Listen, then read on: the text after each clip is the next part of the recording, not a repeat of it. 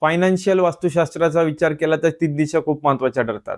सगळ्यात पहिली उत्तर दिशा. उत्तर दिशेचा दरवाजा असेल किंवा उत्तर दिशेचा एंट्रन्स असेल तर तो वास्तूसाठी खूप छान ठरतो. उत्तर ही कुबेराची दिशा असून जलतत्व रिप्रेझेंट करते.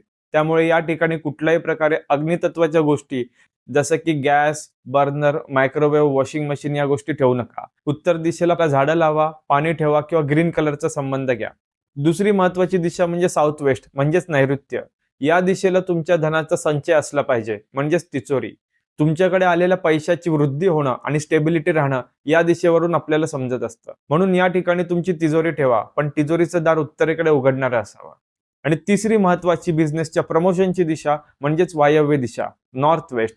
या दिशेला तुमच्या बिझनेसचे जे मार्केटिंगच्या गोष्टी आहेत, पॅम्पलेट आहेत, कार्ड्स आहेत ते सर्व ठेवा. त्याचप्रमाणे तुमचे फिनिश प्रोडक्ट्स या दिशेला ठेवलेत तर मार्केटिंग आणि सेलिंग खूप छान होते. तसंच तुमच्या वास्तूचं मॅपिंग करून फायनान्शियल ग्रोथ कशी करता येईल यासाठी संपर्क करा. श्री स्वामी समर्थ.